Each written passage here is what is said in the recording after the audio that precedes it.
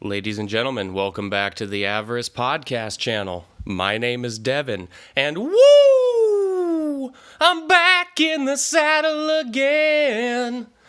Feels good to be back. A little bit tense and nervous, gonna be honest, but today I'm gonna be doing a full-length movie commentary for the newest installment in the Halloween franchise, Halloween Kills. Of course, gotta have a little hiccup. First one back. So, this is the much anticipated sequel to the 2018 Halloween film, simply called Halloween, which is very confusing, if we're being honest. And I have mixed feelings about it, but I don't want to waste too much time. So, I've got a brewski here open, a bottle of water, my vape pen, and I'm ready to roll. I've got the film queued up right before the Universal, I don't know what you'd call it, the little snippet, the Universal intro plays showing the globe. It's a completely black screen right now, but as soon as I hit play, the Universal logo is going to come up. So if you are going to watch along with me, go ahead and get yourself ready. Pause the podcast if you need to. And I am going to press play in 3, 2, 1, play.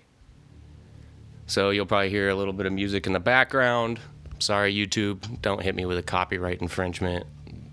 This is not intended to replace watching the film at all. Any audio that gets transferred to the podcast file is incidental. It was not my intention. In order to do the commentary, though, I have to be able to watch the film and hear it. So right now we're getting into, I think this is the Miramax logo that's coming up. A rather long intro, but it's got some ominous music. It's dark. It kind of sets a tone, builds an atmosphere.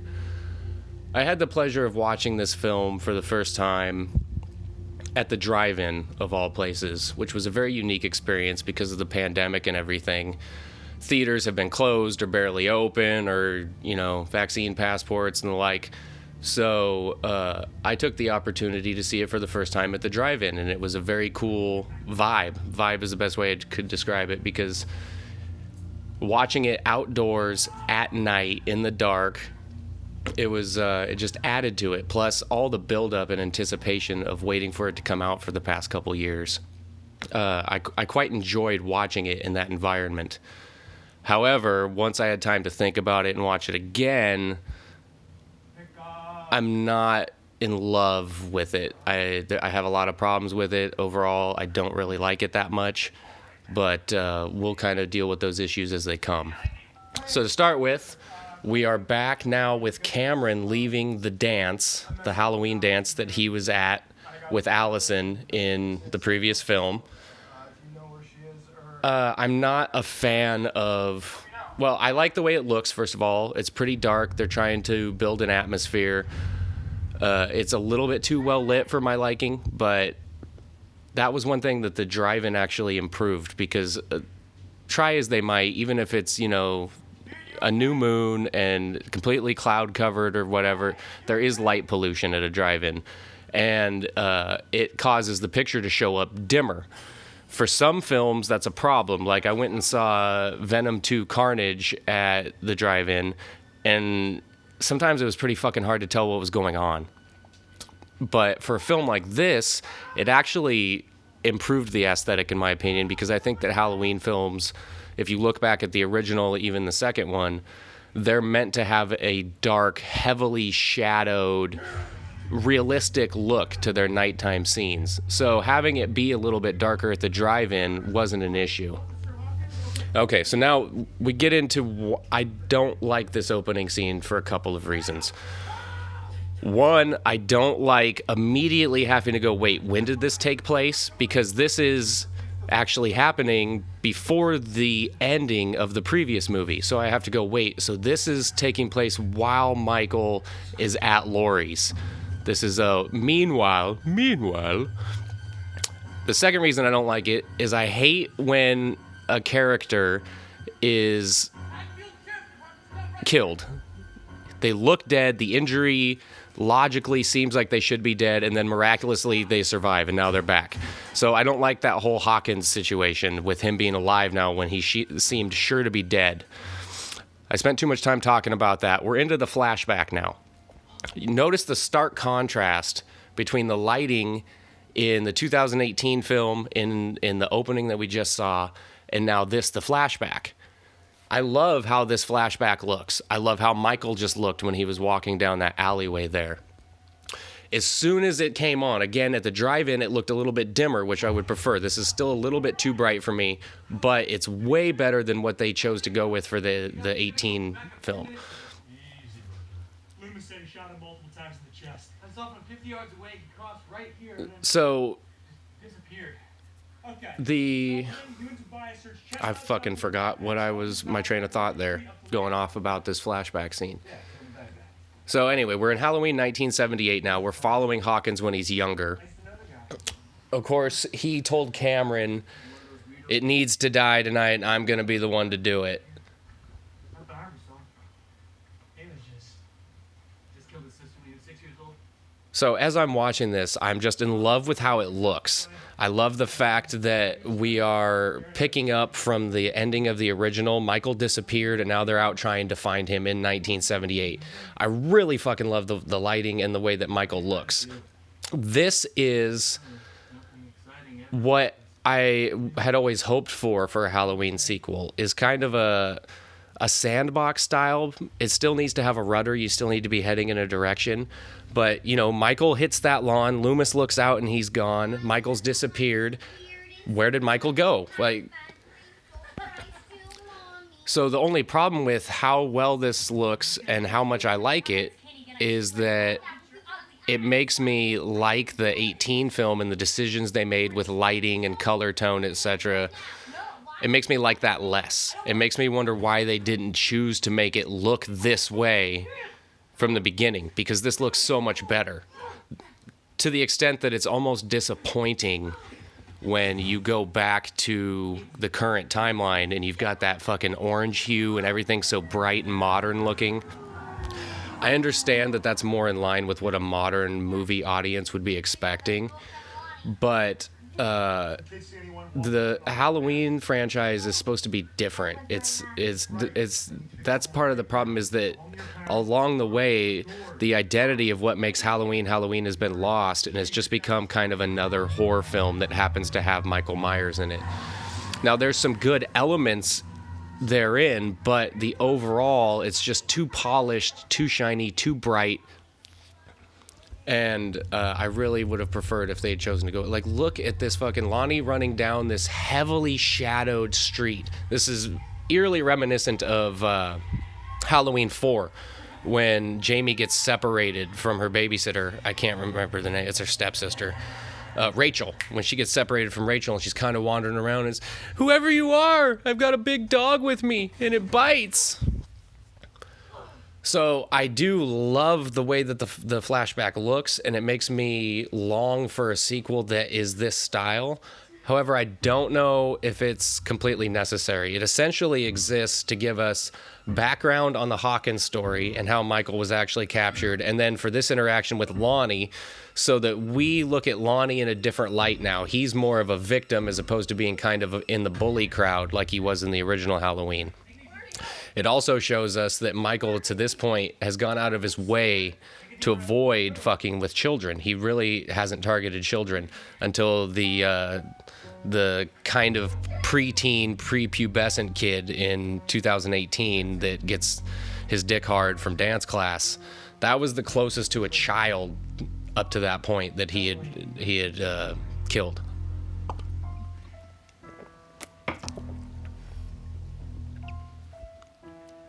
I love the recreation of the house. It's got the gutter that hit the window when Loomis and Brackett are sitting there talking. But you're walking a fine line, because you're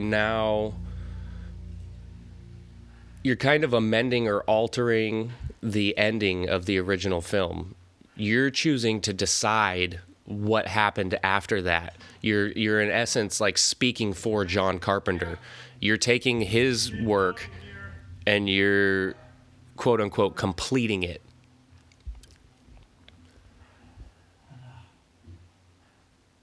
And I should say that some of my comments that I make about this film and in reference to other films may not seem quite in line with stuff I've said in the past.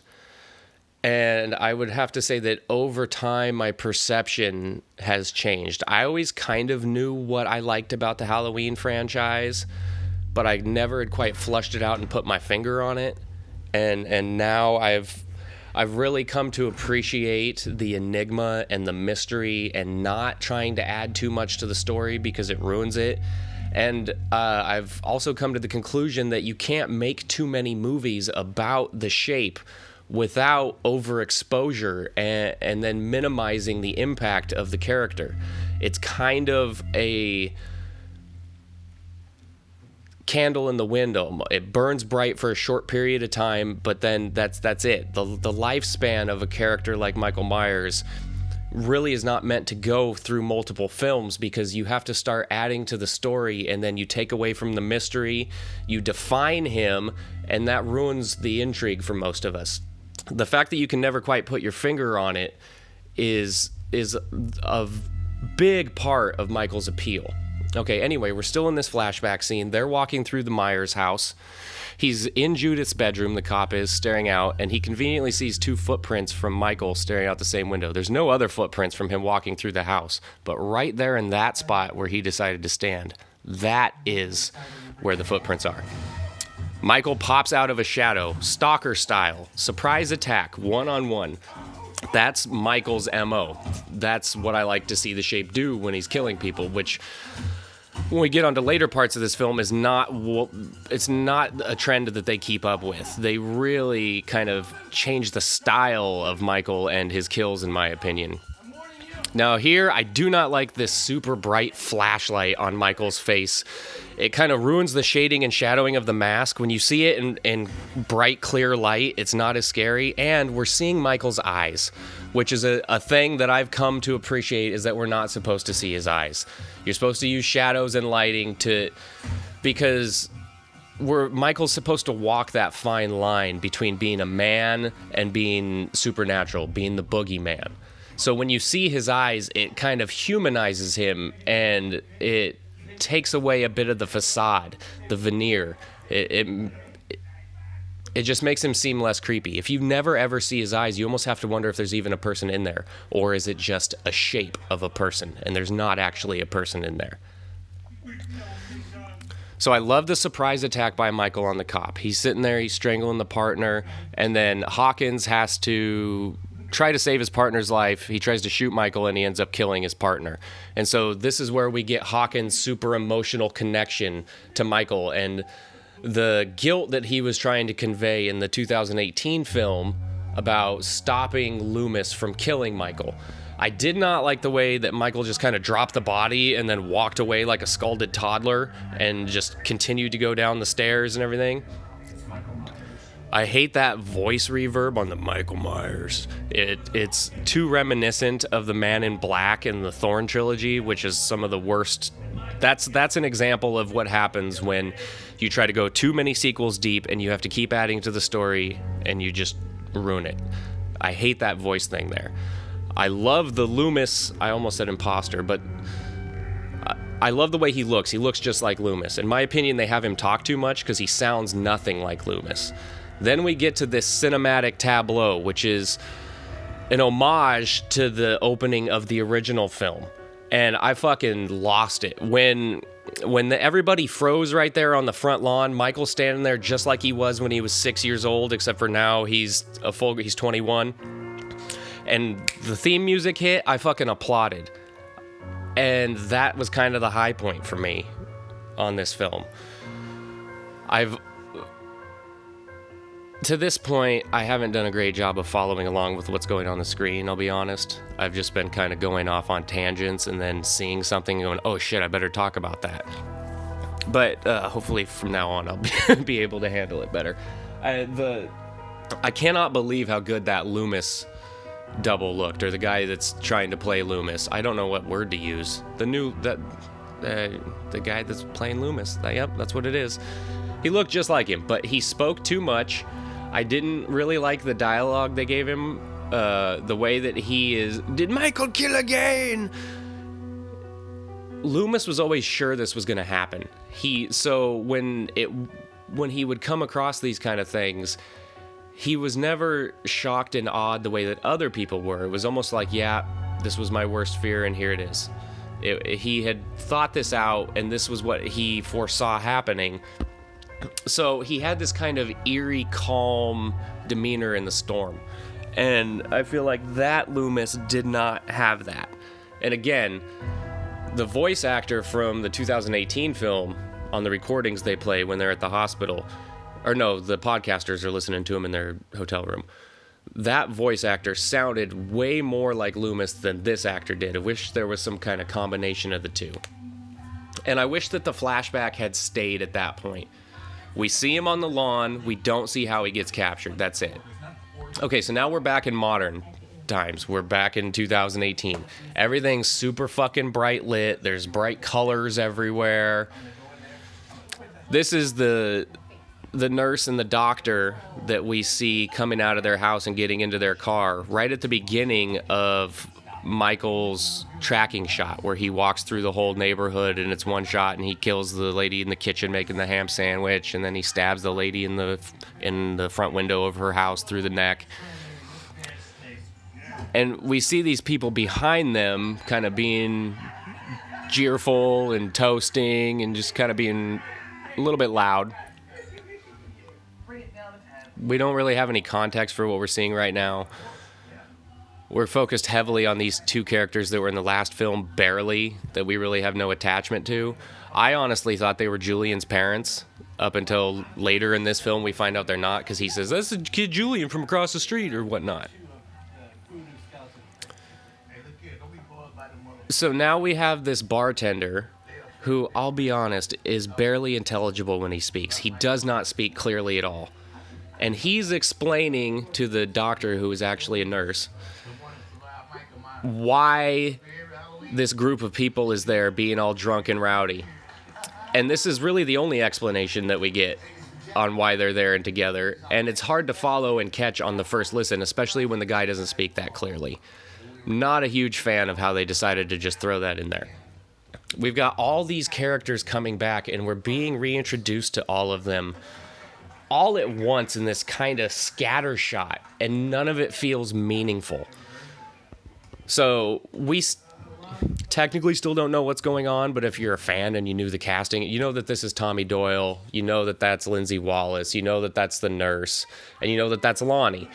And as the bartender said, they basically get together at this bar every year to celebrate the fact that they survived the Michael Myers endeavor. So now we have Tommy get on stage and tell a story that's honestly not that riveting. The choices that they made with these returning characters, to me, it was 10 pounds of shit in a 5-pound bag. We're bringing them all back in the second movie after we already kind of had an established story and direction in the previous film. And we're not really given a chance to connect with each of them individually and gain any emotion about their fate. It's all very surface level and quick. And this speech that he's giving, he's just explaining shit that we already know as the audience. It's like, yeah, but we know the story. And according to the movie, in just a little while, everybody else knows the story because they're all of a sudden outraged by him terrorizing the town for 40 years, when in the last film and in the beginning of this one, it appears that nobody even remembers. But he also... they made a decision in this film to make Michael very much basically supernatural. He can survive fucking anything, which I don't like, because the human element of Michael, like I said before, you got to walk that line between supernatural and human. And when you start having him survive thing after thing after thing that's totally fucking implausible, then I'm kind of out. I no longer care, because it's a plot armor. He's going to survive. He becomes Jason at that point. But Tommy mentions, was he more than a man? So they're starting to lay that groundwork towards ultimately the ending we get to, where I guess he's not a fucking man because he can survive whatever. But as Tommy is going through this speech, he's introducing Lonnie and Lindsay, and we get a small flashback of who they were in the previous film, or in the 78 film. This is who this person was. This is who that person was. And it feels very fan servicey and doesn't seem to serve the story at all. Not this time. Like, if you're really a fan of the franchise, you don't need somebody to show you a flashback of Tommy Doyle to know who Tommy Doyle was, etc., etc., etc. And it seems like it's just for people who are casual to go, oh yeah, it's that guy. Oh yeah, it's that girl. Oh yeah, it's him. But the roots of the story, the connection emotionally to the past, isn't there. It should be if you're going to bring back all those characters, but it just isn't. So now we're caught up to the end of the 2018 film. Lori, her daughter, her granddaughter, heading off in the back of that truck, and we've got the firefighters breaking in to put out the fire at her house. Logical. Obviously, she hasn't been able to communicate to them that Michael is locked in the basement, so they're just going about their business like they don't know. From a storytelling perspective, if you're going to get Michael out of that basement in a somewhat explainable, logical, plausible way, this makes sense. The firefighters go in. Somehow the firefighters breach the basement. I don't know that I buy that the structure of that floor would have been damaged enough for him to fall through, but so be it. That's how there's now access. There's now a spot for Michael to get out. I like this guy laying down in the flames and the smoke, calling for help, and suddenly this rolling door is going to open, and there's Michael, and it's like, oh shit. He's well shadowed and everything. He steps out. We got an oh fuck moment. But now we get into some of the stuff I don't like. They're showing too much. He picks up the weapon. We're seeing multiple swings with it. That could be more effective and scarier if cut down. Later in the film, just a few minutes from now, they're going to show Michael jabbing that thing through a guy's face mask. I think that should have been the kill. We see Michael appear, the guy says, oh shit, and then from POV, we see that thing go through that guy's mask, and that's the hole. And then here, this guy reaching down, Michael grabs his hand, oh shit. That should be the last thing we see of Michael here. This scene coming up with him and all these firefighters, this is some of the dumbest misuse of the fucking character I've ever seen. Michael Myers is not Jason Bourne. He does not do kung fu. He doesn't move quickly. He doesn't fight through a bunch of assailants at once. He's not a melee. He's a stalker. He bides his time. He attacks when it's an opportune moment. He escapes situations like this generally, or hides, or like, and the idea that he defeats all of these firefighters. Why are they fighting him one at a time? They're all standing there with axes and fucking skill saws and a hose, and they all just sit there froze like deer in the headlights and go at him one at a time like it's a gauntlet. Him stretching out doing that stab move. I like the homage to Halloween 2 with that kill. Maybe that could have been like he sneaks out the back door and he gets one firefighter that way. And then the electric saw. Like, this is just so over the top and gore filled and just for the sake of having kills, and it doesn't make any fucking sense. The plausibility of Michael's character is like the most important part. The enigma and the plausibility. There's always got to be that question. Did he just disappear? What just happened there? But it's also got to be plausible that he survived so that you never quite can put your fucking finger on it. It's got to be plausible that he could do that. So now we have Lori in the hospital, and for Brackett, we just get a real quick, Lori.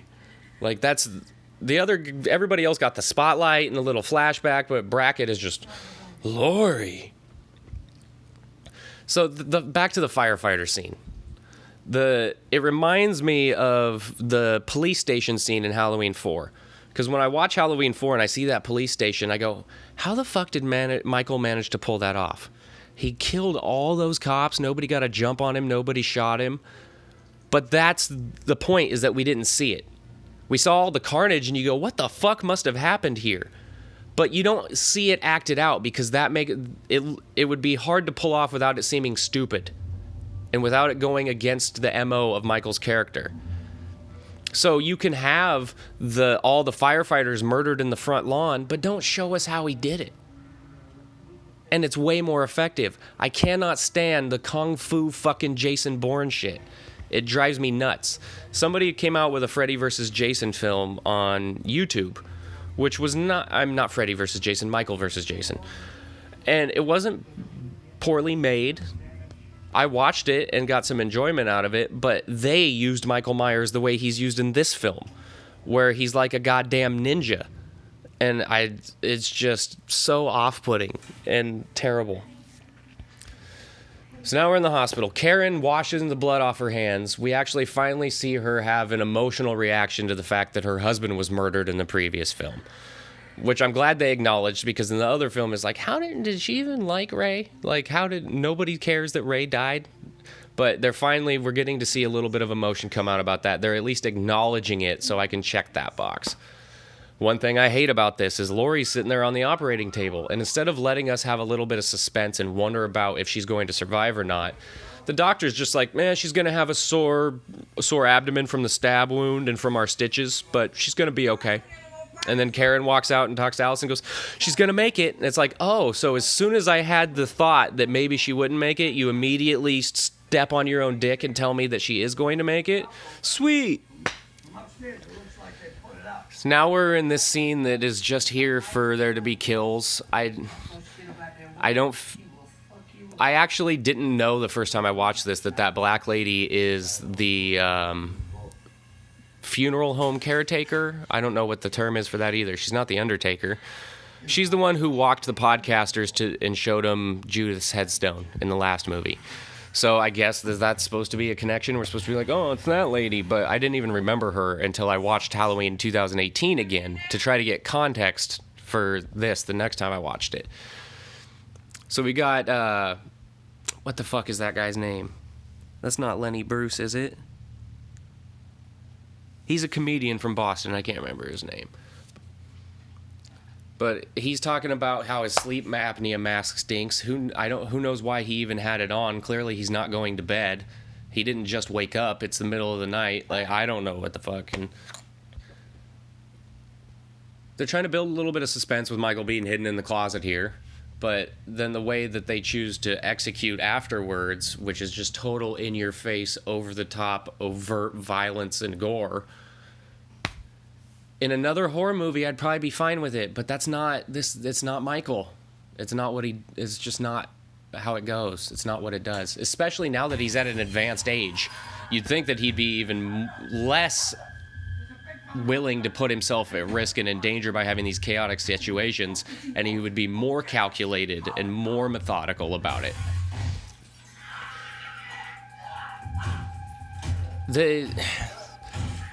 Go back and watch the 78 Halloween and see how much actual violence there is. It's very little. How much actual blood there is. It's very little. It takes forever in the movie until you actually see Michael kill someone. And everything is fairly quick. And it builds until you have the final struggle with Laurie, which is like an extended stalking, chase, attack, get knocked down, get back up kind of situation. It has an element of building tension. The storm is coming. Michael's at a distance. He's stalking. He's watching. And then finally he starts killing. And you get this feeling of claustrophobia that the walls are closing in around Laurie and Annie and the kids because it's so confined. And once it starts, we're in it and he's here. This, it's very scattershot and all over the place.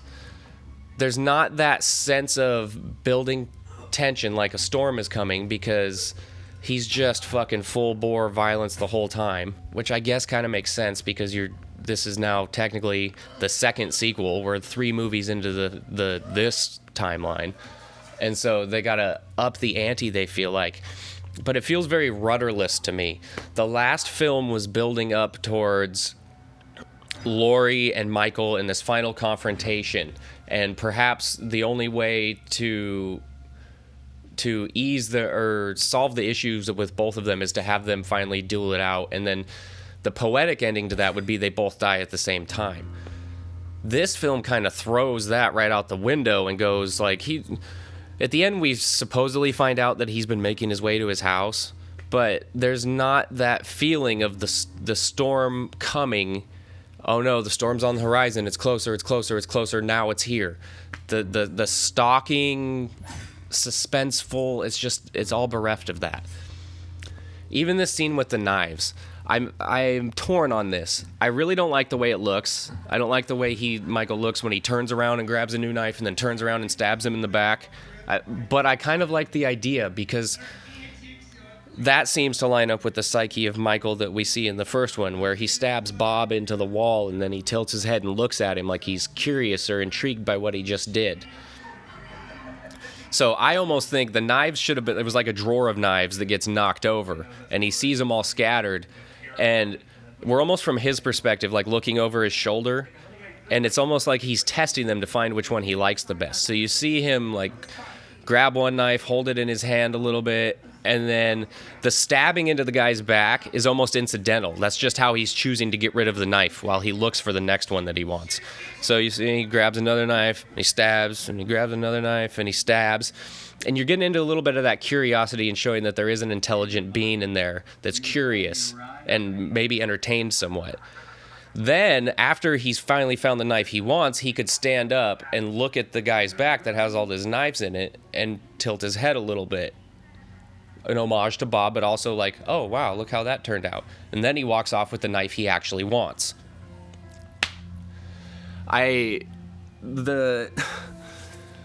We went back to the bar for a minute. I totally talked over it, but the idea, I find it implausible that all these characters are so traumatized by the 78 events. They get together every year to celebrate being survivors. They all have this belief that Michael was this supernatural boogeyman being. Yet none of them knew for a fact that he was on the bus. None of them cared that the bus crashed. Over their shoulder on the bar TV, we saw the photos of Tabuli and Michael, the two patients that escaped. Nobody knows, nobody recognizes him. It's not like he got arrested and tried and sent away all wearing his mask, right? As soon as he fucking got arrested in 78, they would have taken his mask off. There would be pictures of him in the newspaper, pictures of him on the news. He got stabbed in the fucking eye by a coat hanger, so he's got a very distinct issue with his eyelid. So the idea that his picture was on that news broadcast over Tommy's shoulder and he didn't know that that's what Michael looked like, he didn't recognize him, I find that fucking impossible to believe. The fact that it takes so long into the film for these people that are so connected to the events to realize that Michael is actually out in a problem, I just don't buy it. Now, maybe that's the timeline chop suey they did a little bit by starting this movie technically before the other movie ended, so it hasn't been as long as I think it's been, but I just don't buy it that none of them knew.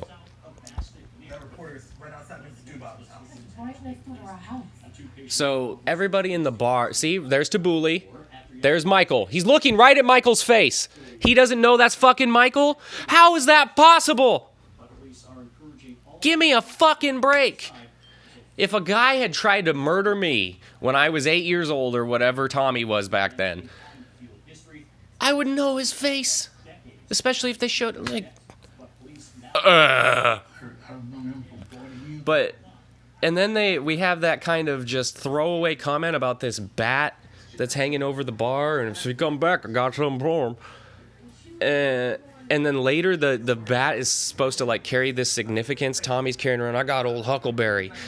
And it's like, it feels meaningless. Like, how is this bat different from any other bat? What was the point of having this bat be old Huckleberry?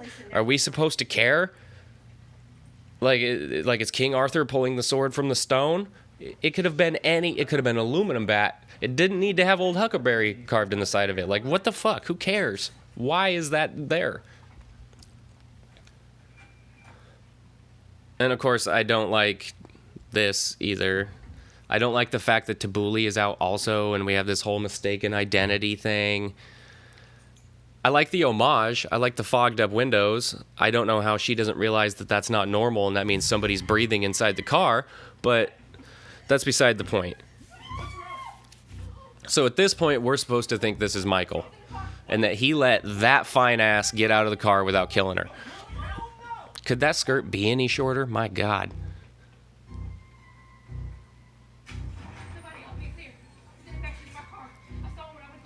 And so now Tommy has set the stage for everybody in this bar to be ready to go full vigilante, apparently, once they are...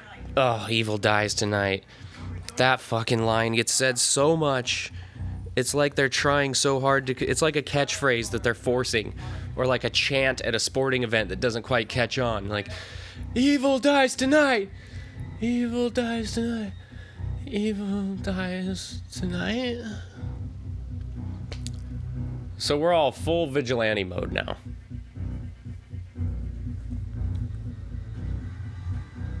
Oh yeah, Tommy, you're Billy Badass. And apparently Michael taught Tabuli how to drive. I don't know how any of that happened. Or he didn't teach him very well, because he barely gets out of there, but taught him how to start the car. He turns on Figaro, which is that supposed to be a reference to the opening scene from the 18 film when the guys in the courtyard going, Figaro, Figaro? Because it wasn't this guy saying it, but maybe it reminds him of that because he had to listen to it so much. Like, I guess this is to incite the crowd, which eventually ends up chasing the wrong guy.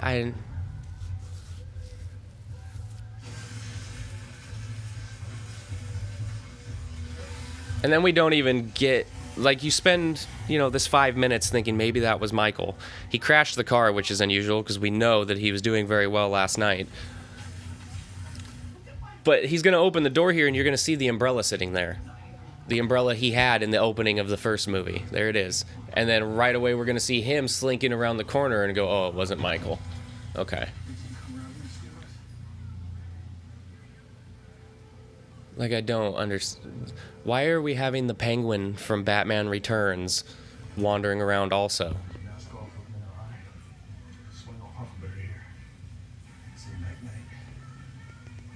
Another thing about this vigilante shit is it just doesn't seem to line up with the tone of what was happening in the other movie. All of a sudden, everybody goes from practically forgetting about it, not even really knowing the story. The teenagers, wasn't he your brother? No, that's just something people made up to make themselves feel better. I hate that fucking line so much. They just don't know what direction they're going in. And I kind of get it, because when you want to try to maintain the character of Michael, you're limited, because if you expand too much and explain too much, you piss on your own feet, and then you ruin the whole thing. And that's why we have to retcon so many sequels, is because they ruin what's essential about the character of Michael. Now we're at the original Myers house. These two gay guys live there now, both named John. So, of course, the smaller one is named Big John, and the bigger one is named Little John. Ha ha, how funny. I fucking hate that. Like, okay, if two guys named John are in a room together, why would they need nicknames for each other? If my name is John and I'm talking to a guy named John, I'll just call him John, because it's obvious I'm not talking to myself, and he would do the same. So if I hear him say John, I know he's talking to me. We wouldn't have to go Little John, Big John, Little John, Big John. Now, if a third person's in the mix, they might refer to you as Little John or Big John, because they're trying to differentiate which John. But when it's just the two of you, and it's a dumb fucking writing choice. So you name them Big John and Little John, and now when they're talking to each other, they have to specify Big John and Little John every single time they speak. It gets so tiring so quick. Why not just give them two different names? It's a stupid joke. Like, How does it help at all to have them both named John? Why would you do that? Again, the only purpose for having Big John and Little John would be if a person other than the two Johns is talking about them. That doesn't happen in the whole movie. Nobody else calls them Big John or Little John. It's like Mr. Nobody in Fast and the Furious. Because then from that point on, they have to say Mr. Nobody every time. Because you can't say I was talking to nobody, or I was told by nobody, or I was sitting with nobody. You have to say Mr. Nobody. Because that changes the meaning entirely. So these are the little fucking kids that I guess we saw running around in the last film in the Halloween 3 costumes, which is not even the fan service in this. Like, it's so fan servicey that it's just bereft of true meaning as far as story and connection to the past is concerned. It's all done so superficially. That kid knocked on the door and said, "We just got a candy bar from your house and it had a razor blade in it." And instead of being like, "No fucking way," he immediately was like, "Oh my God, there's a kid out here puking razor blades." That was our introduction to Big John, Little John. And the current condition of the Myers house, setting the stage for later. And then we got to see that those kids are cunts. So later on in the film, when Michael kills them, we don't feel or at least kills one of them, we don't feel as emotional about it as we would have if they were just regular kids. So he still hasn't killed any good kids besides the voice cracking one whose dick gets hard from dancing. "Oh, Officer Hawkins, you're going to go into the same room as my grandmother. Look at my bloody teeth. I have suspenders. They hold up my pants." Good old Dr. Sartain. I get the feeling watching this that their original vision was not this. It's like, it's almost as if there should have only ever been one sequel, and it was a combination of this and Halloween 2018 with a more satisfying ending. We can never acknowledge the tragedy. To me, that original flashback, or that flashback at the beginning of this film that goes back to 78, I think that was their original intention. Way before Jamie Lee Curtis signed on, and you had all the baggage that comes with Laurie Strode, I think they probably had a better idea and probably could have made a better film, and they probably even could have made it look right. Because if you don't have Jamie Lee Curtis, then you can make the film take place back in 1978 and you just don't have the Laurie Strode character in it, or maybe in name only, or maybe you do some CGI shit. But once she signs on, the film has to take place in current day because she's old as fuck. So now you have to fast forward everything into the future. You have to come up with a story for how Michael was captured. He has to have been held captive this entire time. You have to come up with a story for him to escape. That's all the shit that kind of takes away from the mystique of the character, or some of it that takes away from the mystique of the character. Whereas if she had never agreed to come back, they could have gone just once Michael hit that grass and Loomis looked over and he was gone, what happened from there? Which is basically what the original Halloween 2 did in 81, except for he was guided towards Laurie. Well, the goal of this reboot was to get away from Laurie being his sister.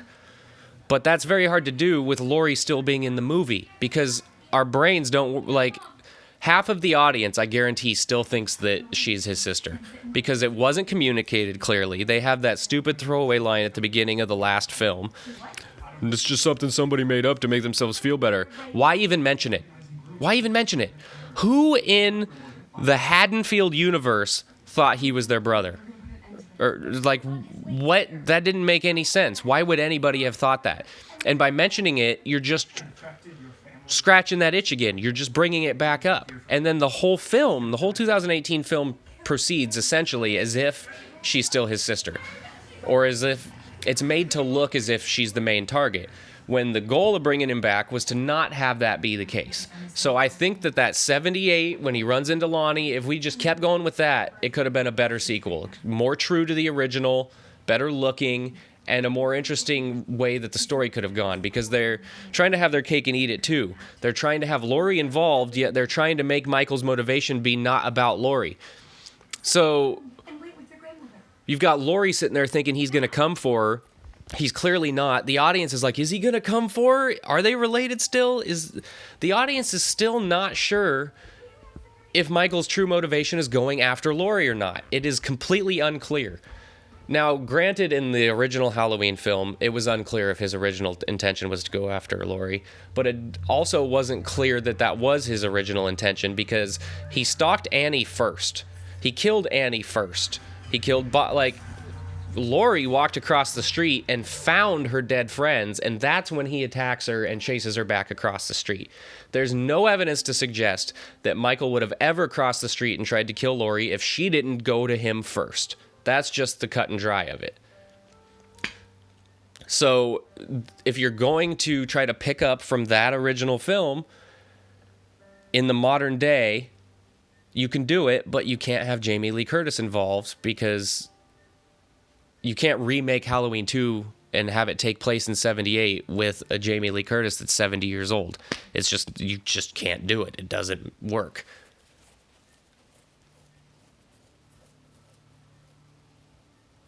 There's also that ending that I don't remember if it was in a trailer or if it got leaked, or Laurie and Michael were supposed to have like a standoff, like a knife fight essentially, in the end of Halloween 2018. And that would have been a fitting ending if that was the end. I think they changed it up because they realized that they could get her for a couple more films, and this had a lot of buzz, and so this all just kind of feels shoehorned in and altered after the fact. It almost feels like I don't want to say they didn't have a plan, but they changed their plan. So it comes off as if they didn't have a plan. Hey. Where's your girlfriend? She's okay. She's gonna stay with her family. For her. Mr. Doyle. And everybody's convinced, everybody's convinced that he's going to come after Laurie. They're all rallied at the hospital. Couldn't let you have all the fun. All these characters and their experiences that they had, we don't really get to see any first-hand accounts of how they felt, what they've been through since then, how it's affected them. We're just supposed to take it for granted. Tommy gets up and gives that speech, but it's kind of like, it's not like, I was heavy into drugs, I wanted to hurt myself, I have depression, or no, I'm a recovered alcoholic. We have Marilyn Chambers. We don't get her talking about Loomis.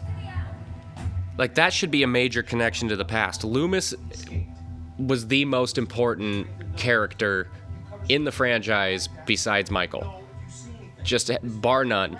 Loomis carries a lot of he's like a mouthpiece to tell you how evil Michael is without you having to see Michael do it and without Michael having to talk himself. So he builds up the aura on behalf of Michael, yet they're opposed to each other. He's a very vital character. So to have Marilyn Chambers, they would have had a connection after the events of 78. They would have to not have her expand on that at all, to not have Lindsay expand on it at all. We get a little bit with Lonnie and him talking about the Myers house, but it just feels like a major missed opportunity to develop some more connection to the past and make us feel, because another thing is they all look different other than Nurse Chambers, but she was already brought back for H2O, and that was like the aha, oh shit, that's the same nurse moment. So now doing this again, it almost feels cheap and like they're retreading. Okay, so they're finding the dickhead kids at the park to tell them that there's a killer on the loose and they should be going away, hiding. So I have a problem. This scene, you have the kids the kids bring up Michael. There's a guy in a white mask keeps popping out and disappearing. Why the fuck aren't we seeing that? That is quintessential behavior of the shape. That's the good shit. Like when he's in the backyard with Oscar and they have the motion sensor lights and he's here that 1 minute and he's gone the next. Or Lori in the backyard in 78. We should have seen him fucking with the kids instead of being told that that's what he was doing. I like this, though. I like that we didn't see him kill that kid. He's just there holding the mask, and you're like, oh, fuck, it's on. Now, in my opinion, Michael should have started chasing Lindsay right now. Or he does start chasing her right now. Does he? No, he climbs on the car. Yeah. Because this is very predictable. She's in the passenger seat of the car. Michael just climbed on top. Of course he's going to reach down and smash the window. Of course that's what he's going to do. And he's going to grab her hair and you have a gun. He's on top of the car. It takes you that long to decide to start shooting at the roof? Ceiling? Is it a ceiling or a roof? You know what I mean. Lindsay's putting way too many bricks in that. Her little ass is not carrying and swinging that when it's got fucking 12 bricks in it. 1 or 2 bricks will do. They don't get harder when there's more of them. It just gets heavier and harder to swing.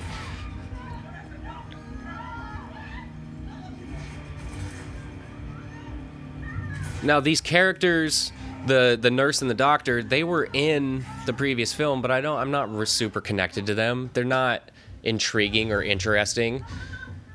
He's kind of a little bitch. This is for Dr. Loomis. I feel like we shouldn't have seen what happened in this scene. I know that doesn't make a lot of sense to, you're like, how could we not see what happened? You got to see him kill him. It pulls it off better when you don't see it. It's just, I become uninterested when it's just excessive stabbing and blood and head smashing and eyeball gouging, and I don't believe that you need to try to be like, what is the most creative kill we can come up with? I did feel that. I did kind of feel that way back when I was like 17, but there's his eyes again. She took that gun from her husband and said, I know how to shoot that. I've shot that shit before. And she didn't hit a goddamn thing except her own throat. Wow. Because I didn't really feel an emotional connection to it, because it was so predictable, I could have just done without that scene. And Michael could have started chasing Lindsay right away. Because this part, after she hits him with those bricks in the head, and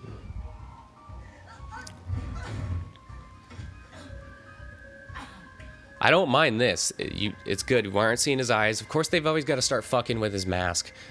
Ugh, with them taking the mask off. What the hell is pineapple anyway? But this right here, stalking her in the dark-ass trees, this is good shit. This actually has suspense. This actually looks right. This is true to Michael's character. So if the kids run off and he starts chasing her right away, I guess you're left with the conundrum of the people back at the car.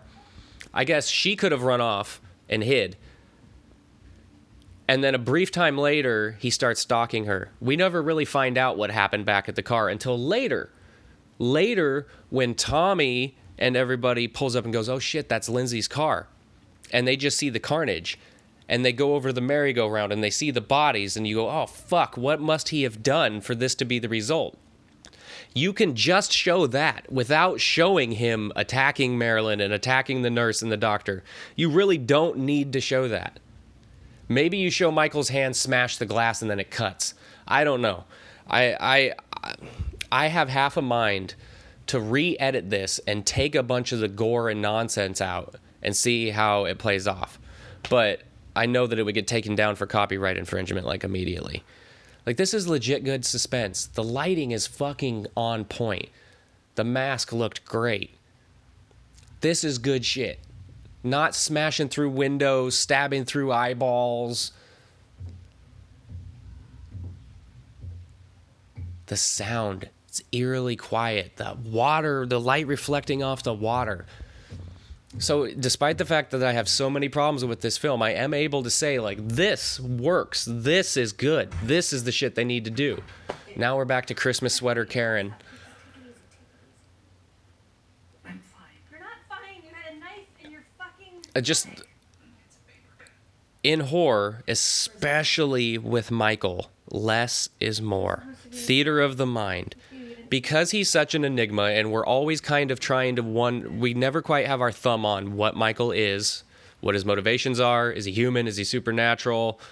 Is everything okay? Because of that, She probably just needed some fresh air. it's best to leave the kills and some of that stuff open to interpretation too. Because it's just more thought-provoking. You have to wonder exactly how that went down instead of seeing it. And in a lot of ways, that's better because you're going to take your own fears and your own what you like to see, and you're going to imagine that that's how it went down. You're going to picture it the way you would have done it. And if everybody's picturing it the way they would have done it, then everybody likes it. But if I get to see how it was done, then I don't like it. Or if it was done in a way that... You know what I'm saying. A lot of this is probably going to come off as fanboy bitching. I'm apologizing if this is not what you expected. If you're a fan of the channel and you've expected a glowing review, expected me to be head over heels for this, and you're caught off guard, I apologize. But I'm just being real. It was disappointing. Your daddy got freaked out. Oh yeah, let's reminisce about Ray. I stopped doing drugs with him. As I said a little bit previously, this film has made me look at the 2018 film in more of a negative light.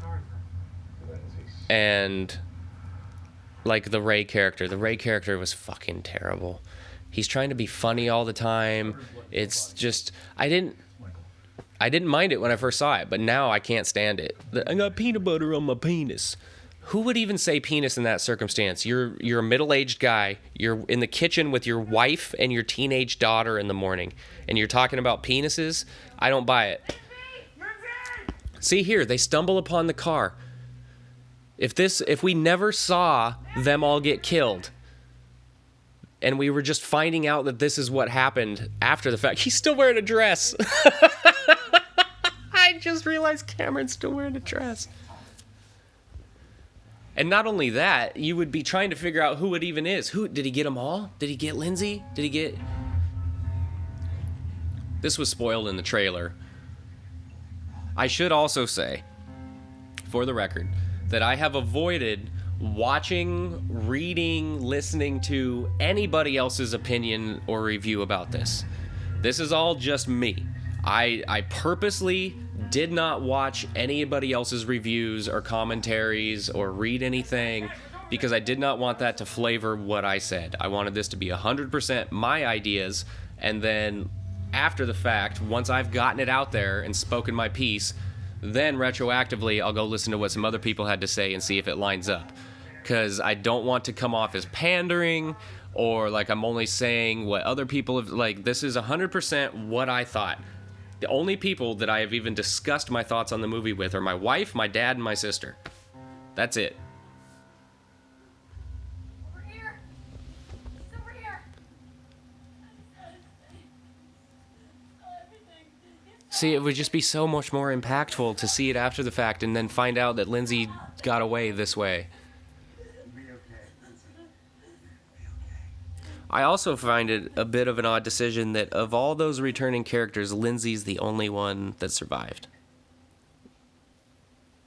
Because there's just so much less of a connection. Lindsay didn't do much but watch TV in the other movie. She didn't see the shape until the very end. She didn't have the Tommy's being bullied. Tommy runs into him at school. Tommy sees him standing across the street in the yard. Tommy was much more impacted and much more a part of that story. Tommy is the one who believes in the boogeyman when Laurie doesn't believe in the boogeyman. So Tommy makes more sense to keep, in my opinion. Nurse Chambers. She was a part of him escaping.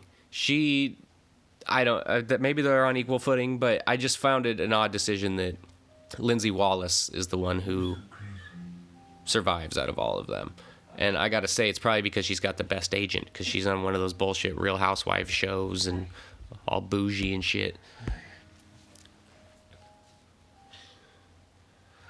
Now we've got this hospital scene with Hawkins reconnecting with Lori, and they're reminiscing about the past. And it just doesn't strike a chord for me. I feel like it should. I want it to, but it doesn't. I was hoping for more. But I knew you were sweet for her. Ben Tramer.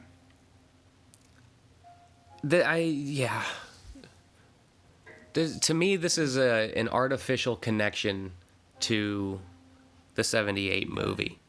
They added on this extra attack with Michael and Hawkins shooting his partner by accident. And now they're trying to use Hawkins as an anchor back to that original story. And I'm just not feeling it. Lori still thinks Michael's dead. They haven't told her, apparently. Oh, will it? That thing that Sartain had was like 8 inches long. How did he stab him in the neck and not kill him? Like, it just seems like it would have come out the other side. Why doesn't Tommy have a nicer car? Tommy's driving a fucking 1992 5.0 Ford Mustang Fox body with 2 different colored fenders. made it inside. When they arrested Michael that night, Yeah. I was telling my wife that my daughter was killed. Okay, here, bracket. He put a bullet Another issue. We never... Okay. This is no time for proof. How am I supposed to know if my brother's alive or not? I don't The last time we see Brackett in the 2000 or in the 78 film is when Loomis tells him that he found the car. I found the car. He's a couple blocks down. You go around there, I'll go around back. That's the last time we see Brackett. At that point, Brackett doesn't know that anybody's been murdered. He still is skeptical of Loomis. That's where his character's mindset is at. Now, in the original sequel from 81, that's when we see him get to see the devastation. We get to see him see that his daughter is dead. And he goes from not believing Loomis to blaming Loomis. And now he's on board. Now he gets it. Now he knows that this is a legitimate threat. This movie wiped that off the board, or this run, the 2018 film, wiped that off the board. So when we see Brackett here, technically, according to this storyline, we have seen no impact of him on him from those events. The last time we saw him, he still didn't believe. So we don't get any speech about how he regrets not believing Loomis, about what it felt like when he found out his daughter died. No, instead, we get a snippet from Halloween 2, which technically doesn't exist in this timeline. They're stealing from a snippet from a movie that they wiped off the board. They said, you don't exist, but we're going to take this, and this is going to be, we're going to, instead of having any type of exposition from Brackett, we're just going to show you the scene from Halloween 2 where he sees Lori and blames it on Dr. Loomis. It felt so fucking cheap, and God, that made me mad. Like, there's substance there. That's the thing. Why bring back all these characters if you're not going to explore the depth of the substance that you could get from their connection to the original movie? You just have them there to have them there. They're just action figures. Ugh.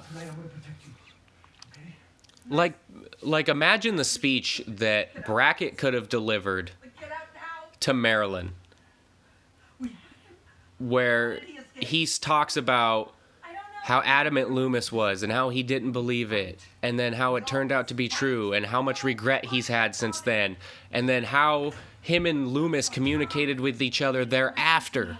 Was he on Loomis's side trying to keep Michael locked up? Like, he could have really embellished, and that would feel like true connection, truly adding on to the story of what happened in 78. Instead of just being like, well, here we are, and all these people are still living in the town. Yeah, they're kind of fucked up by it. Tonight they're going to go crazy. Do you care? Well, the system failed. Laurie always had the vigilante vibes going back to the 2018 film, so that fits. It's just the idea that everybody else is all of a sudden on her same level. Do you even know what that is? That there's this meeting of survivors, and Laurie doesn't normally attend it. That they hadn't... Like... I find it hard to believe that when the bus crashed, Laurie didn't get on the horn and call Tommy and be like, hey, Tommy, the bus that Michael Myers was on crashed last night. I'm going to go look for him. You want to come? The idea that it took till that he had to find out on his own at a bar. Nice. It's just a super half-assed connection to attempt the dots on me. I am not going to let anything happen to you. Connect the dots on me. Did I just say that? Connect the dots to me. I guess right away. Yeah, right away. Waggle dance. Now we're back to Big John and Little John. You share the information with the flowers with the rest of the colony. They communicate the precise location by shaking their butts. What is in that honey? Your mommy wants to talk to you. Hello, Mom. I don't hate their characters, but I hate their names. And, Mom kept bees before she died. I mean, I guess somebody has to live in the Myers house. So Sorry. they figured they'd be inclusive and make it a gay couple.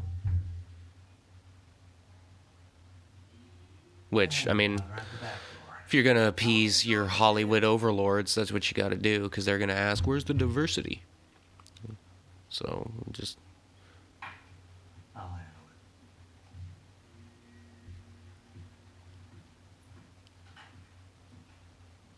it. It does create an interesting challenge, because Michael has now got to try to gain access to the house when there's two full-grown men in there instead of a teenage girl babysitting. Well, now they're at the front door. Oh, this just reminded me. It's yet another thing that I don't... Michael makes too much fucking noise in this movie. Shit out of these kids. He's constantly... You're hearing footsteps and knocking. It's not constant, but... He alerts people to his presence in this movie way, way more than he should.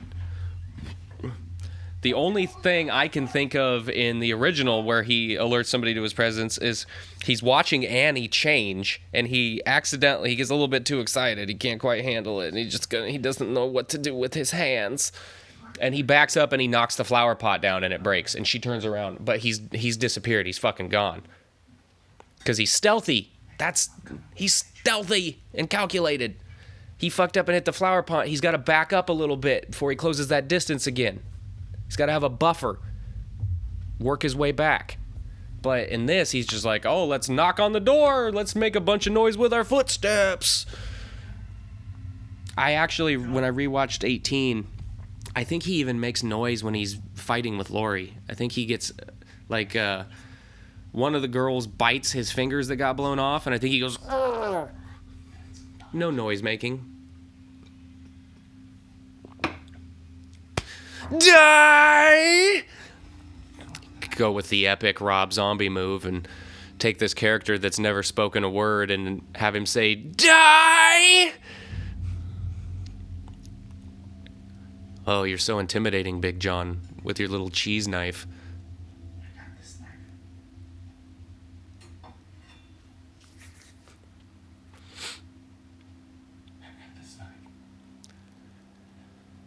Now, my sister pointed this out. I didn't notice it. I'm still kind of okay with it, but she thinks that it's ridiculous that Michael made it upstairs without them noticing. Now, I forgot to just pay attention to exactly how that goes down, but they go to the back door to check, then they hear a noise at the front door. They go check the front door, they come back. Michael's come in the back door and walking up the stairs, or is upstairs. So she thinks it's a little bit ridiculous that he walked right by them and went upstairs, and they didn't notice. It didn't seem super obvious to me as a glaring issue, but I guess I could see how it upset her. Now, Tabuli. How does anybody there think that that's Michael Myers? They're so certain. They're just so certain they're right.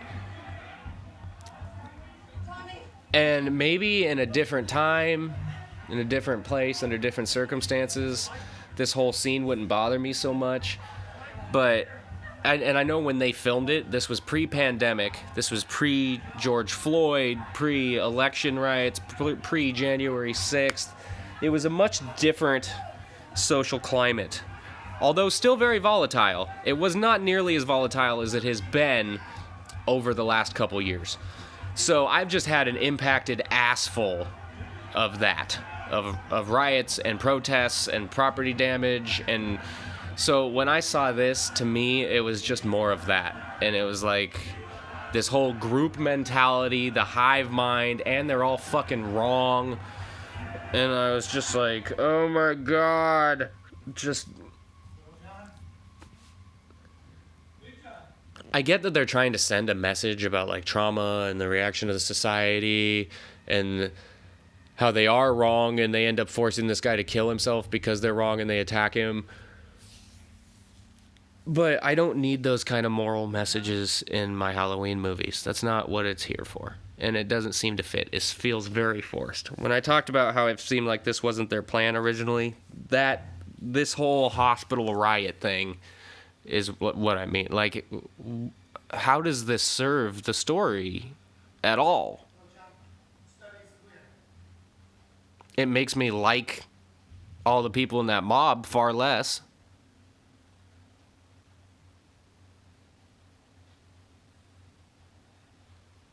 I guess I should quit talking about that scene because we're back to the Myers house with the Johns.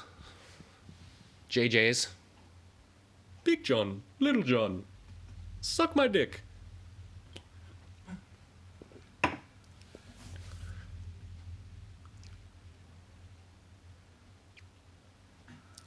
Is that Judith's bedroom?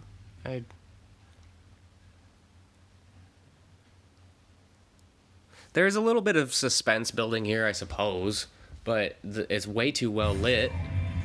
Like, I get that they're home and they're hanging out and they have lights on, but just because people could have lights on at that moment doesn't mean that they should for the purposes of the aesthetic of the movie. It should be darker in here and less fucking orange. I hate that kill with the pushing the thumbs through the eyes. It wouldn't be... I don't hate that it took place. I hate that I saw it. If he was just laying on the floor with his eyeballs pushed in when Little John comes up here and we didn't notice or we didn't see it all happen... Like, we saw the stab, but then the mutilation thereafter we didn't see. Kind of like how you see him hang Bob on the wall, but you don't see him string him up in the closet. You don't see him put the gravestone on the bed with, fuck, I forgot her names, with Tits McGee. And then this bitch, he just killed your husband, her boyfriend, whatever, and... You just stand there and stare at him. Like, and what they're trying to get at with him staring out of the fucking window. Like,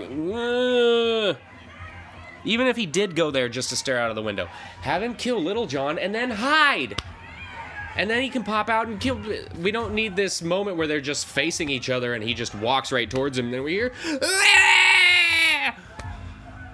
That just makes me think, like, what a pussy. He wasn't even prepared to defend his own life.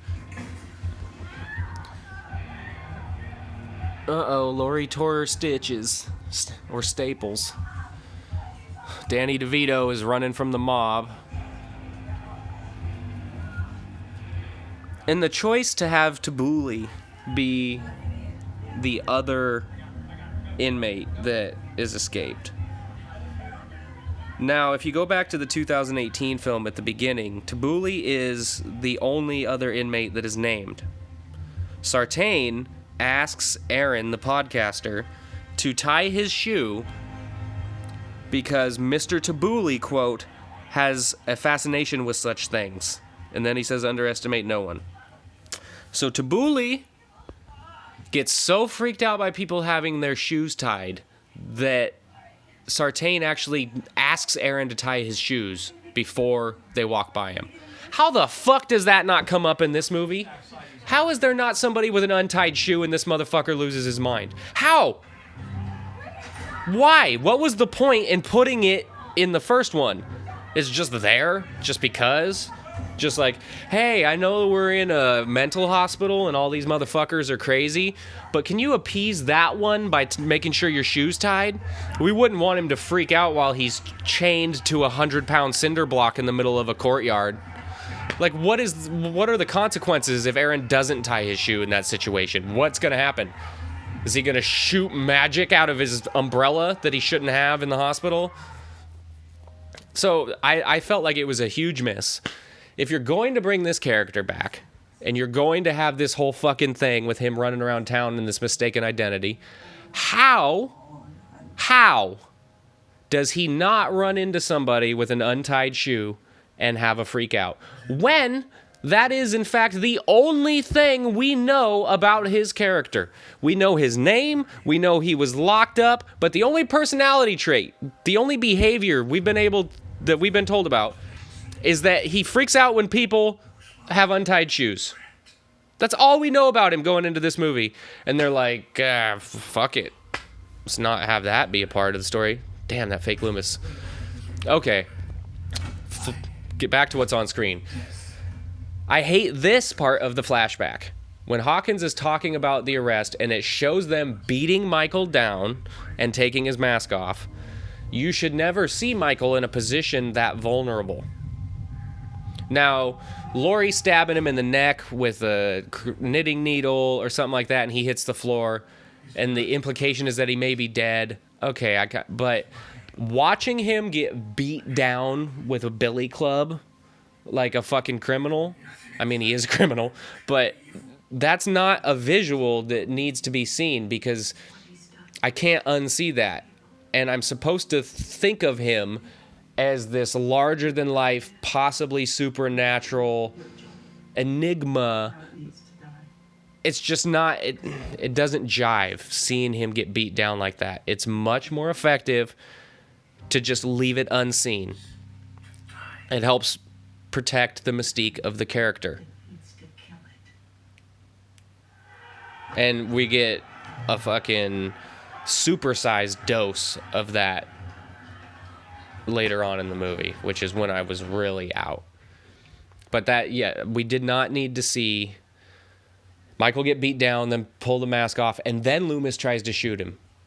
None of that makes sense, for one. You've got this guy. He killed his sister. 20 years later, he escapes the mental hospital and starts killing people again. He's already been shot 6 times by his doctor. He was just trying to strangle a cop. They would make him put his knife down. They would, like, picture a police standoff. They've got this serial killer with a knife standing in front of him. Are they going to walk up and hit him with a billy club, or are they going to tell him to put the knife down repeatedly, and when he refuses or doesn't acknowledge that they're talking to him, they're going to shoot his ass? That's why you don't put him in that situation. It's an unrealistic situation, the way it's executed, and the way it's just, none of it makes sense. Now we've got Karen having her heart-to-heart with the Penguin. He's gonna commit suicide because the mob's after him. He doesn't feel safe.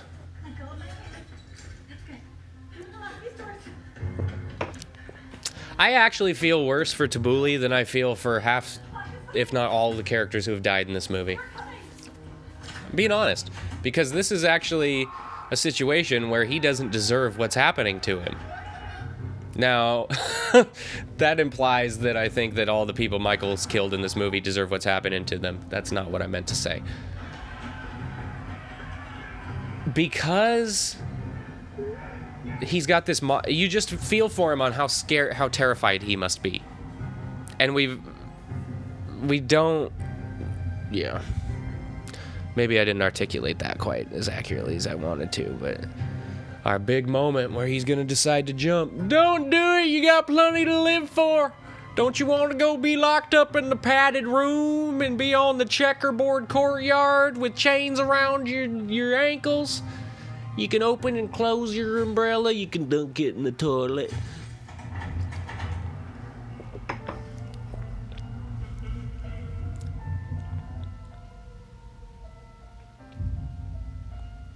How does the mob chasing after him fit into the Michael Myers Halloween story? This is just this scene could be in any movie. And the evil dies tonight. Like, they say evil dies tonight the way my son repeats jokes. Any of you who have kids, especially younger ones, you'll know that if they say something funny and you laugh, they just keep saying it because they think that they're going to get the same reaction. They don't understand the surprise element of humor and the novelty element of humor. So they will literally just say the same joke to you like 15 more times over the next hour, to the point where you're like, okay, this will never be funny again. That's what evil dies tonight. They start with it early and it never fucking lets up. And it's so dumb. Evil dies tonight. Evil dies tonight. Blech!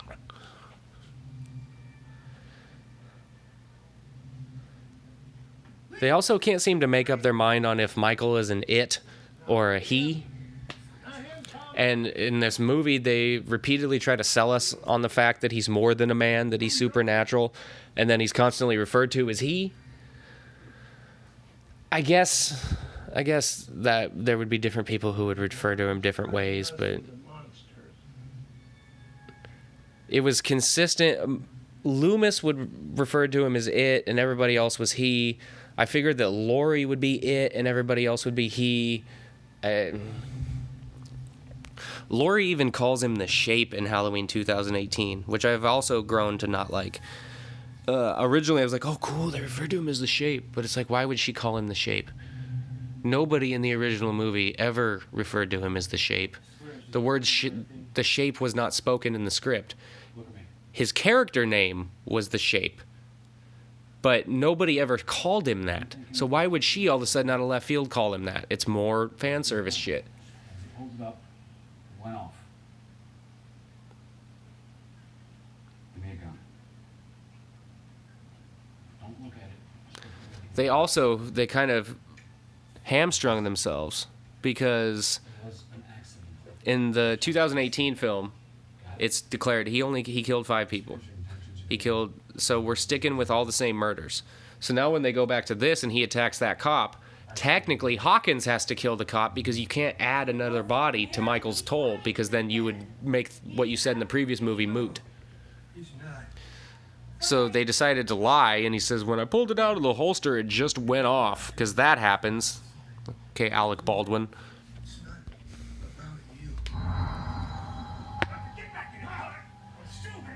And there's a lot of showing old scenes. Like, if you're going to show that scene where he gets stabbed, why wouldn't you fucking show it at the beginning when you show what happens right after that? It's not necessary to show it here. We know what happened. And then they use all these cuts from the original or from Halloween 2. It comes off sometimes like a YouTube video explaining the Halloween franchise more than it does an actual movie. It's like, oh, this was Lindsay Wallace. Let's show you a little clip of her in the original. And then I feel like a narrator is going to come on and start saying, back in 78...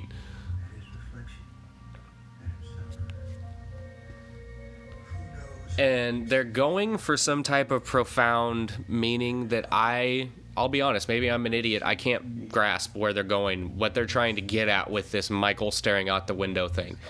Hawkins is saying he wasn't looking out at the window. He was looking at his reflection, staring in. There's mirrors in the house. Why would he look at a window to see his reflection?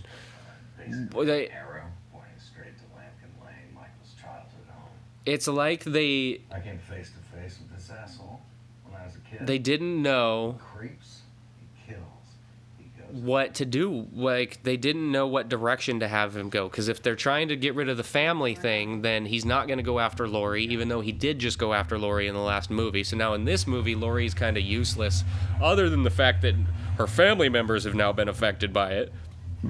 Excuse me. You took my daughter to chase a killer, and an innocent man is dead. I forgot where I was going with that. I'm just getting a little bit frustrated. I fucked up. I'm sorry. So what now? I fucked up. I'm sorry. I fucked up. Let's check our runtime. If I go down, Ooh, hour and 24 minutes exactly.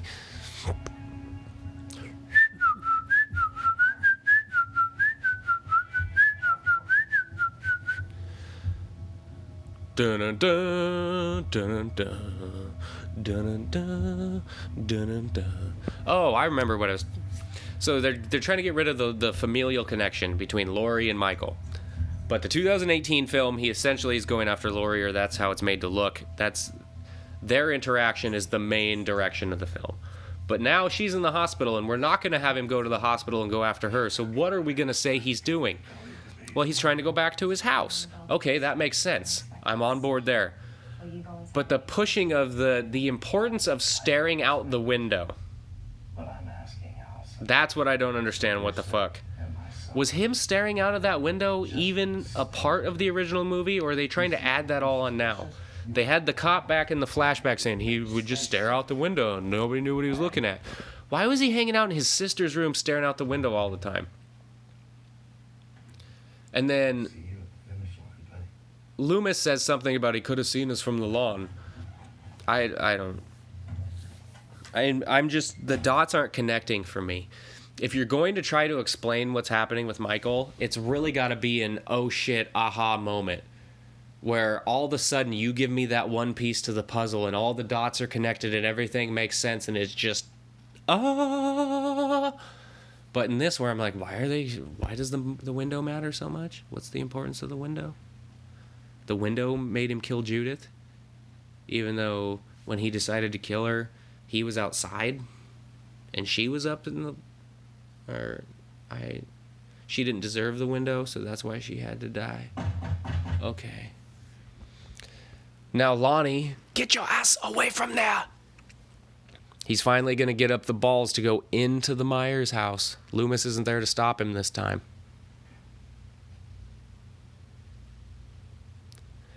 I feel like even though Donald Pleasance is dead, obviously, he's been dead, he couldn't have been in this film. His character needed to be brought up more. Elements.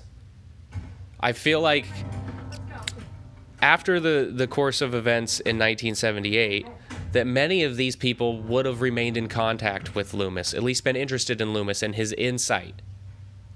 But you don't get any of that. Like, did Lonnie ever find out that Loomis is the one that told him to get his ass away from there? There's no mention of Loomis.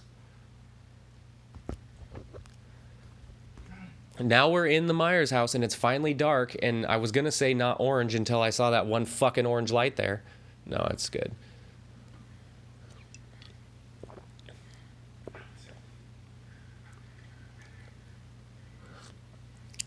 I don't understand why, if we're going to have this scene in this house and we're going to have it dark and ominous and everything, why are the porch lights on across the street?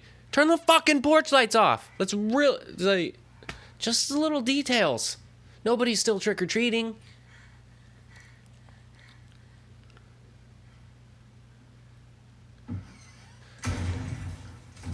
What if Lonnie was hiding in there?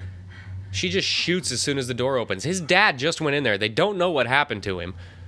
She could have literally just shot Lonnie's face off and not even realized it. Do we ever see what happened to Lonnie?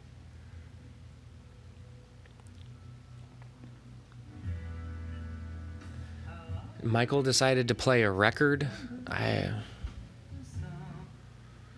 get. Apparently, he saw The Strangers while he was locked up. I spent 20 years in prison doing life without parole. Whatever the fuck that song is. Mama tried, mama tried.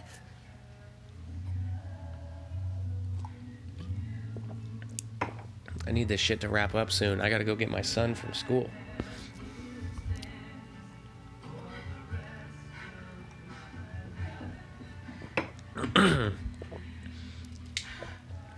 Oh, he posed their bodies like the picture. I just realized that. He posed them, put them in front of that picture, posed the exact same way. And of course the room is all lit up fucking bright. Yeah, spend extra time to examine the bodies and take the knife out when you're positive that he's in the house currently. That seems like the best course of action. That'll scratch your itch. Mazer. You're going to have to excuse me for just a moment. I should pause probably, but I'm not going to. So I am going to go use the restroom and you can listen to the movie for a second. Enjoy Cameron's fate.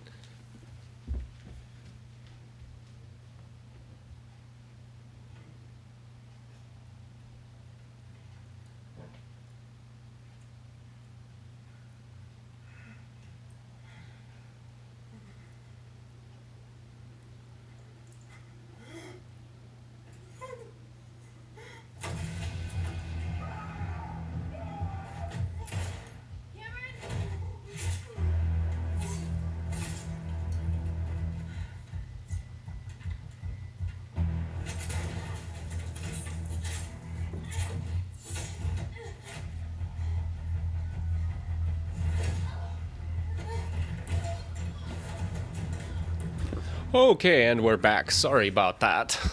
Sorry about that. Another thing that I just realized while I was pissing is that we've seen Michael way too much in this movie. I don't know if I've already mentioned that. I know I mentioned how his use and seeing him do stupid Jason Bourne shit and stuff. He actually looks really good in this part. But we're already saturated with seeing him. He's a special attraction. He's almost like an Andre the Giant, to go back to old school wrestling terms. He's a novelty. And he has a limited window or a limited range within which he can succeed. Andre the Giant, big, huge, famous wrestler. He can only do so many things because of his size and lack of athletic ability. It's just your options are more limited when you're 7 feet tall, 500 pounds. You can't do there's a lot of things you can't do because you just can't move quick enough. Your body can't handle it, right? So to reduce the exposure of that and help keep people from getting fatigued by seeing him, you only have him come out so often. So it seems fresh every time. The audience doesn't have a chance to get sick of him because as soon as you see him, then he's gone again. That's what Michael needs to be like. It needs to be like, oh shit, there he is. Not, well, here he is again. Seen him the whole fucking movie. See him some more. I have half a mind to go through and re-record all of my commentaries for, at least for the Halloween franchise. Just because I depending on which film it was, I went about it a different way, and sometimes I was too focused on like, well, if I was Laurie in this situation, here's what I would do, which is not useful, as opposed to looking at it like, oh, I like that camera shot, the story could have been better here, I like what they did there, maybe this should have happened.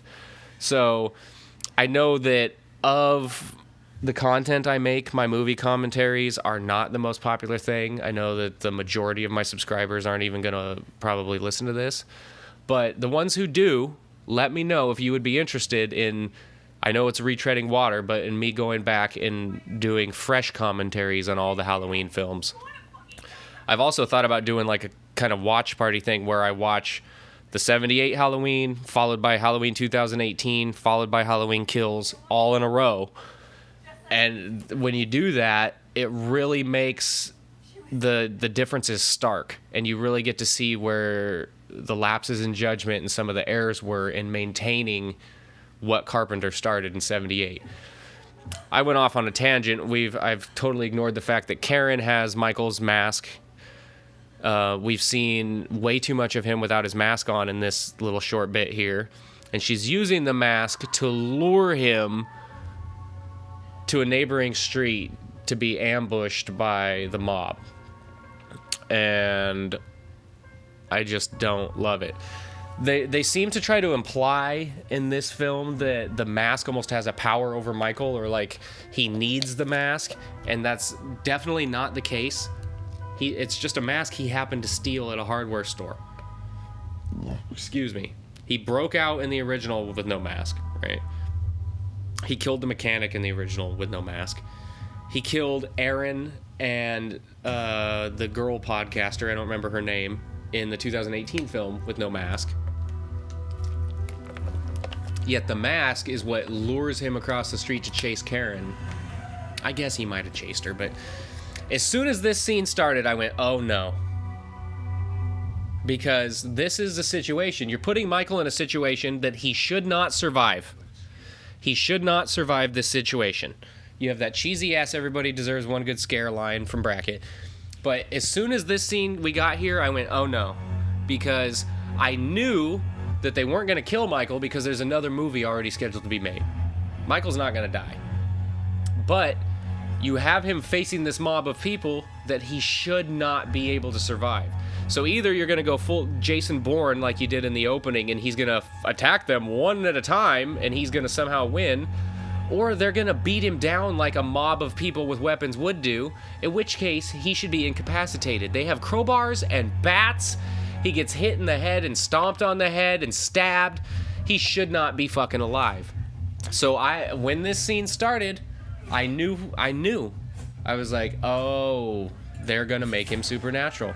We're going to go retarded Friday the 13th land with this, where he kind of dies at the end of the movie, but you know, that the cliche horseshit. Oh, well, he's still alive. He's definitely still alive. And I know some people would say, well, yeah, but that's what they just did at the 2018 one. Yes, but they did not leave him in a fashion where he looked dead. He looked dead to rights. He looked like he had no chance of escaping. It looked like he was going to burn to death in there. But they came up with a reasonably plausible explanation for how he survived that. This? He shouldn't survive this. This doesn't make any goddamn sense. He's beat the fuck down. I don't remember what she does here. She stomps on his head or she stabs him or something like that. But he's out of it right now. He somehow gets up and catches them all off guard and attacks them. And we get this speech from Laurie after it's way too late. This speech could have been great. The more he kills, the more he transcends. That is one of the best lines that I've ever heard in a Halloween film.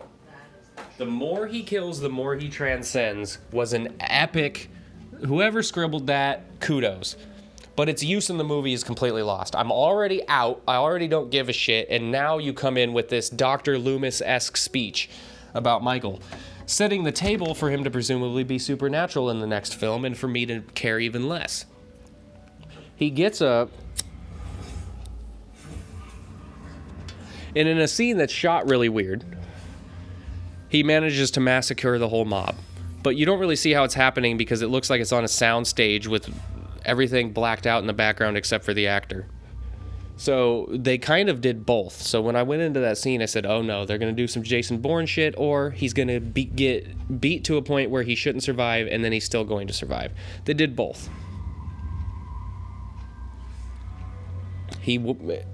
Conveniently, Karen has gone back to the neighboring street to hang out with her daughter, and she doesn't know that any of this is going on.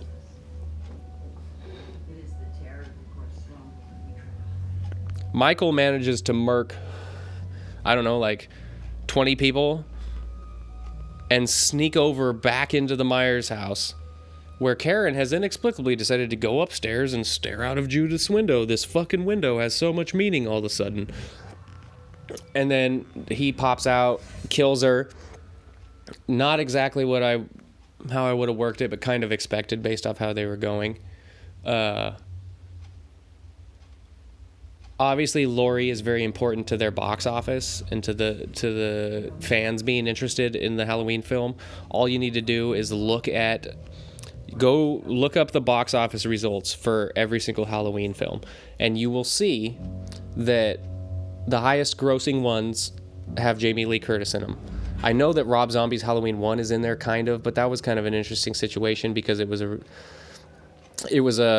reboot or a reimagining, and it did have the Laurie Strode character, although it was a different story. So if they've wanted to make their money back, they've needed Jamie Lee Curtis in these movies. So I knew that she probably was going to survive. I was up on the air. It seems like they've been grooming Allison to be the new Laurie, and Karen's kind of just there. So I had an idea for a video, or for an ending. I put up a video years ago where I thought maybe Laurie should die and Allison should die, and that Karen should be the one who takes down Michael as a representation of the strength that she didn't know she was given by her mother. Laurie actually did prepare her for this situation, and she was ready to execute it when it presented itself. I thought that would be a kind of fitting ending, but they went the opposite direction where Karen's dead now, and I don't know what's going to happen with Allison, but they are acting like she's the main character, and then Laurie's of course going to be back for the next movie. So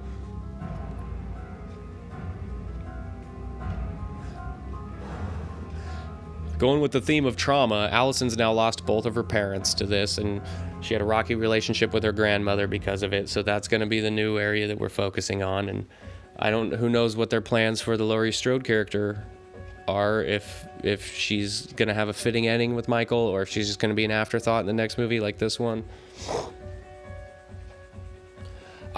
So the movie's over. You can probably hear the theme song playing, and I don't know that I have a lot left to say. I can kind of tell how much I like a movie by how much I'm willing to rewatch it. Even the 2018 film, which I now don't like as much as I used to, because I saw where they went with it. And a lot of the stuff, this film just makes Halloween 2018 look like even less of a connection to the past, in my opinion, to the 78 one. But even the 2018 one, when that first came out, I watched it probably 5 times the first week that I was able to watch it.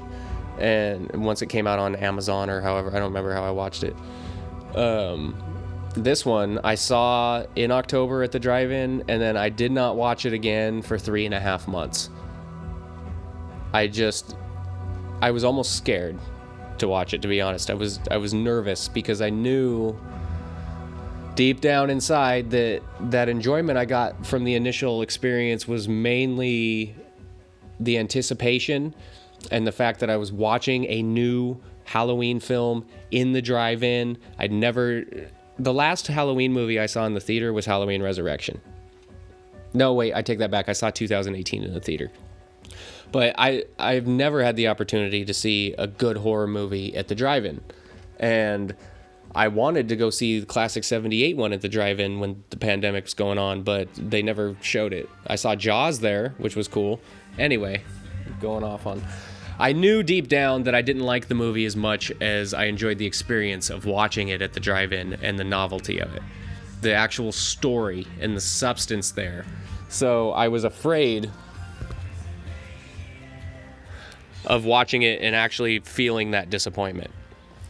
Finally got around to it, and the more times I watch it, the more I get annoyed by it, which is not a great sign as far as how good it actually is in the longevity, the rewatchability, and my anticipation of Halloween Ends, because the scope of this movie was so big. It was just way too much going on. So everything had to be surface level, and we didn't really get to... Halloween films need to be a slow burn. I understand it's a trilogy. This is the second act. This is when it's supposed to be hardest for our protagonist. But all that aside, it still needs to be a Halloween film. And this was just so far from what I wanted. And that may sound like fanboy bitching, but so be it. This channel and what I do, I'm not a Rotten Tomatoes movie critic. I didn't go to film school. I don't know all these things they're looking for with acts and stories. This is just my opinion, what I feel when I'm watching it, which I have. These film critics and a lot of these people, they go to school and they learn all these terms, and then they're only communicating with people that know the same amount that they do, which is a small percentage. And so I feel like I'm more of the everyman when it comes to the movies, and maybe what I'm thinking is more in line with what you're thinking, because you're not thinking of it along the lines of how was the first act and what's this character arc. It's just, it wasn't enjoyable as a film, as a product. And in my opinion, they missed the bar. So I'm gonna have to go take off and pick up my son from school. I hope you enjoyed listening to me bitch about this movie for an hour and 45 minutes. Until the next time, this is Devin signing off and saying, be easy.